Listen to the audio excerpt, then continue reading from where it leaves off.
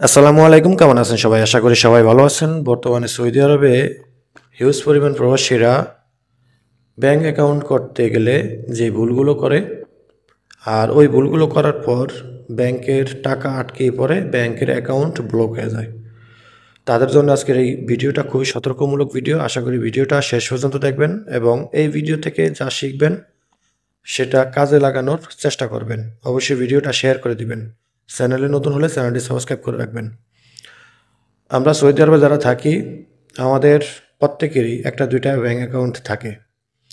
তো আমি মনে করি ব্যাঙ্ক অ্যাকাউন্ট যেহেতু করা যায় সৌদি আরবে, একেবারে ইজিভাবেই করা যায়।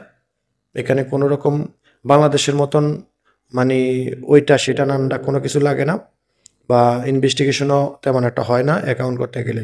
ইভেন আমি নিজেও সৌদি আরবে আমার প্রায় 5 থেকে 6টা অ্যাকাউন্ট আছে, যেহেতু আমাদের লেনদেন হয় মোটামুটি, যার কারণে আমাদের প্রত্যেকটা ব্যাংকেই কম বেশি অ্যাকাউন্ট করে রাখতে হয়, যেন আমাদের কোনো অসুবিধা হয় না। কারণ বেশি লেনদেন করলে আমরা বিভিন্ন সময় বিপদে পড়ি। তো আপনি যদি সৌদি আরবে থেকে থাকেন, তো আপনাকে অবশ্যই ব্যাংক অ্যাকাউন্ট করতে হবে, এটা স্বাভাবিক। আল রাজি ব্যাংক অ্যাকাউন্টে ব্যাংক অ্যাকাউন্ট করবেন, আলিনমার্ক অ্যাকাউন্ট করবেন, বা রিয়াদ ব্যাংকে করবেন, এই এসএনবি ব্যাংকে করবেন, আপনি আরব ব্যাংকে করবেন। আপনি এই কয়টা ব্যাংকে একটা করে অ্যাকাউন্ট করলে আপনার কোনো খরচ নাই। আপনি যদি অ্যাকাউন্ট কইরা যদি কার্ডটা তুলে রাখেন, প্রথম কার্ডটা আপনার ফ্রিতে পাবেন। তো অ্যাকাউন্ট করার পর আপনারা কোনো সময় একটা অ্যাকাউন্টের মধ্যে বেশি টাকা ঢুকাবেন না। আমাকে আজকেও এক ভাই বলছে, আমার চ্যানেলে এই বিষয় নিয়ে অনেক ভিডিও আছে, কিভাবে ব্যাঙ্ক অ্যাকাউন্ট ব্লক ছুটাবেন, ব্যাঙ্ক অ্যাকাউন্ট ব্লক হয়ে গেলে কী করণীয়। চাইলে সেই ভিডিওগুলো দেখে আসতে পারেন, বা এখান থেকেও শিখতে পারেন বা জানতে পারেন। আপনার ব্যাঙ্ক অ্যাকাউন্ট যদি ব্লক হয়ে যায়, ব্লকটা কেন হয়? ব্লকটা হয় আপনারা যারা, আমার নিজেরও কিন্তু ব্যাঙ্ক অ্যাকাউন্ট ব্লক হয়ে যায়। আম ২ মাস, ১ মাস ২ মাস পর পরই আমার ব্যাঙ্ক অ্যাকাউন্ট ব্লক হয়ে যায়। তো সেটা আনব্লক করতে হয় একমাত্র কফিলের মাধ্যমে। আমি নিজে কিন্তু ব্লক ছুটাইতে পারবো না, কারণ কফিলের সহযোগিতা ছাড়া আমার পক্ষে সম্ভব হইব না। এখানে স্যালারি সার্টিফিকেট লাগে, কফিলের লাইসেন্স লাগে, গোরফাতিজারি সিনেতিজারি এগুলো লাগে, আরও অনেক আনুষঙ্গিক কাগজপত্র লাগে। আমার এই বেতন কত সেটা ডকুমেন্টস লাগে, অনলাইনে আমার বেতনটা আসে কি না, কত রিয়াল আসে, আমি কত রিয়াল ট্রানজ্যাকশন করি, ঠিক আছে, আমার খরচ কত, প্রতি মাসে আমার ইনকাম কত, তার থেকে খরচ কত, এবং তার থেকে থাকে কত, বাঁচে কত। তো এগুলা বিবেচনা করার পর, ইনভেস্টিগেশন করার পর আমার অ্যাকাউন্টে এত টাকা কিভাবে আসলো। আমার কিন্তু, আমার বা আপনার সবারই কিন্তু, আমরা সৌদি আরবে যেদিন ঢুকছি, যেদিন আমাদের অনলাইনে অ্যাকাউন্ট করা হয়েছে, সেদিন থেকে কিন্তু ব্যাংক কর্তৃপক্ষ আমাদের পিছনে ট্রানজ্যাকশনগুলো তারা চেক করে, যে আমার বেতনের সাথে, আমার খরচের সাথে, বা আমার ট্রানজ্যাকশনের সাথে তারা একটা এই করে, এই হিসেব নিকেশ করে। যদি মনে করে যে আমি অস্বাভাবিক লেনদেন করি অ্যাকাউন্টের মাধ্যমে, তখন আমার অ্যাকাউন্টটা ব্লক করে দেয়। আপনারা যদি একটা অ্যাকাউন্টের মধ্যে ৫,০০০, ৬,০০০, ১০,০০০ রিয়াল ঢুকান, দেখা গেছে একবার ঢুকাইলেন, তারা আপনাকে ছাড় দিল, ২ বার ঢুকাইলেন তাও ছাড় দিল, এইভাবে আপনাকে মোটামুটি এ সর্বোচ্চ ৩ থেকে ৪ মাস বা ৬ মাস আপনাকে সুযোগ দিব। আবার যদি সুযোগ না দেয়, তাহলে আপনার এই ১ম চান্সে কিন্তু আটকে দিব। আমাকে আজকে এক ভাই বলছে যে তার অ্যাকাউন্ট, আলিমা অ্যাকাউন্ট নতুন খুলছে, তার অ্যাকাউন্টে ৬,০০০ প্লাস টাকা ঢুকাইছে। তো টাকা ঢুকানোর সাথে সাথে তার ব্যাংকের অ্যাকাউন্ট বন্ধ করে দিছে, ব্লক করে দিছে। এখন ব্যাংক অ্যাকাউন্টের ব্লক ছুটাইতে পারতেছে না।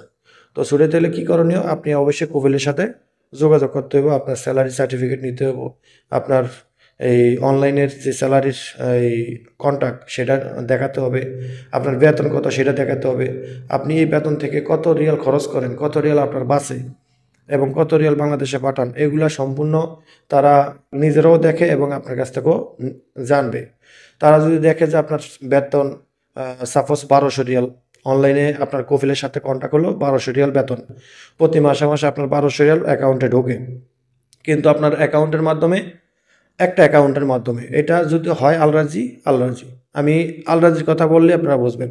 মনে করেন আপনার আল রাজি ব্যাংকে আপনার কফিল প্রতি মাসে ১২০০ রিয়াল স্যালারি দিতে আছে, প্রতি মাসে ঢুকেতে আছে।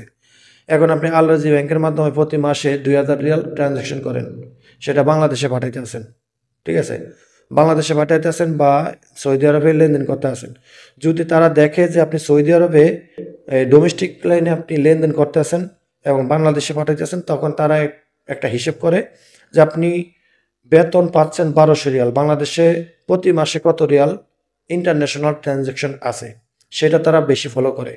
যদি দেখে যে আপনার 1200 রিয়াল এই বেতন ঢোকে, আপনি প্রতি মাসে বাংলাদেশে ট্রানজ্যাকশন করেন ইন্টারন্যাশনালভাবে 2000 রিয়াল, তখন কিন্তু তারা এটা সন্দেহ করব।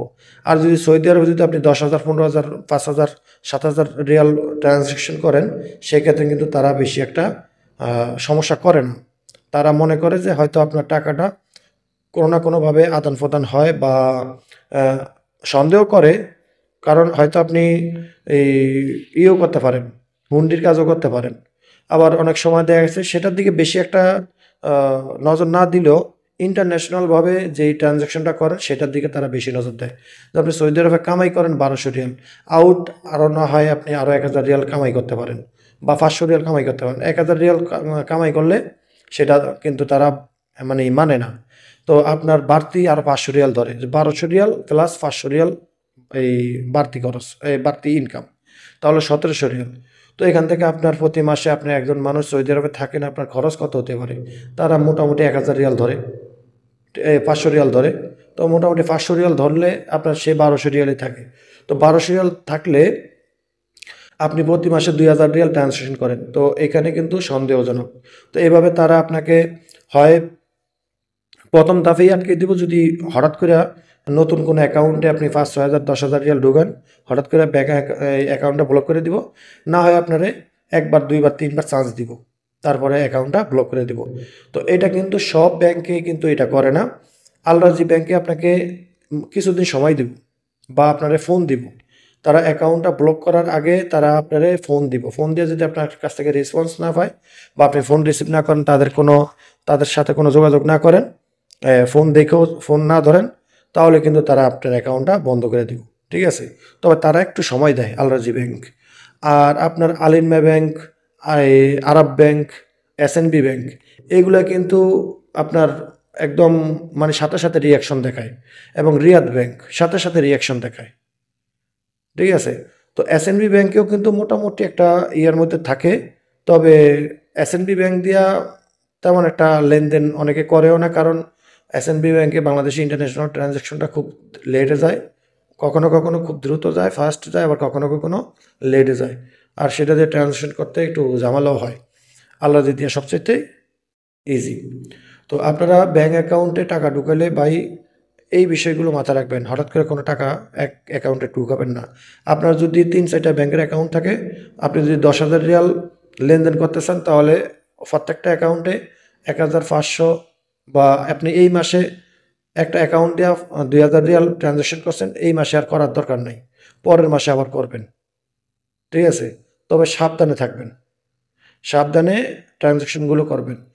আপনি যদি কেনাকাটা করেন, আপনি বাঁচার জন্য যে ওয়েটা, আপনার অ্যাকাউন্ট ব্লক হবে না। আপনি যদি কেনাকাটা করেন, অনলাইনে কেনাকাটা করেন, যেমন আপনি দোকানে গেছেন, কিছু কেনাকাটা করছেন, সেটা সেবাকায় আপনি টাকা পেমেন্ট করছেন, পেট্রোল পাম্পে এই টাকা এই পেমেন্ট করছেন সেবাকার মাধ্যমে।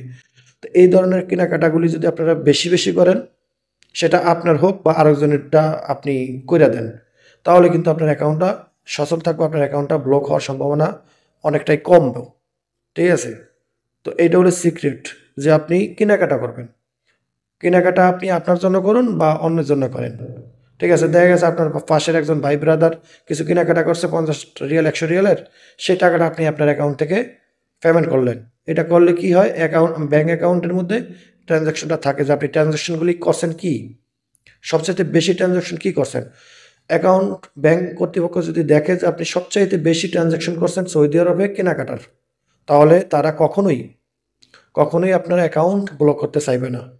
আপনি যদি প্রতি মাসে 2-3 হাজার রিয়াল এই ইন্টারন্যাশনাল টাকা পাঠায় থাকেন, আর সৌদি আরবে যদি আপনি এই প্রতি মাসে গড়ে মিলে আপনি যদি 2-3 হাজার রিয়াল কেনাকাটা করে থাকেন, আপনার বা আরেকজনেরটা করে দেন, তাহলে আপনার অ্যাকাউন্টটা একদম স্ট্রং থাকবো। তার কারণ সেবাকায় টাকা দিলে ব্যাংক কর্তৃপক্ষের লাভ হয়, তারা কিন্তু একটা ইন্টারেস্ট পায়, সেবা খায়। তো এগুলা করলে আপনারা মোটামুটি অ্যাকাউন্ট সচল রাখতে পারবেন। আর অবশ্যই সাবধানে টাকা পয়সা লেনদেন করবেন। আপনার বেতনের উপরে সর্বোচ্চ 500 রিয়াল যাইতে পারেন, এর বেশি গেলে আপনি ধরা খেয়ে যাবেন। আর অ্যাকাউন্ট খুলতে গেলে আপনি ওই যে প্রথমে বললাম স্যালারি সার্টিফিকেট, গরফা তিজারি, সিজনি তিজারি, আরও অনেক কাগজপত্র চাই। আপনার বেতনের সার্টিফিকেট চাই, আপনি কত মাসের বেতন কত রিয়াল পাইছেন, অনেক কাগজপত্র চাই। ব্যাংকে গেলে তারা মাথা পাগল করে দেয়, ঠিক আছে? দৌড়াইতে দৌড়াইতে জীবন শেষ। আর যদি কফিলে সহযোগিতা করে একদিনেই শেষ। কফিল যদি একবার বলে যে এই টাকা সম্পূর্ণ আমার, আমি আমার কর্মীর দিয়ে লেনদেন করাইতেছি, এটার মাসুল আমি, তাহলে ভাই সব শেষ, আর কোনো ঝামেলা নাই। সবাই ভালো থাকবেন, ভিডিওটা শেয়ার করে দেবেন, চ্যানেলটি সাবস্ক্রাইব করে রাখবেন। আল্লাহ হাফিজ।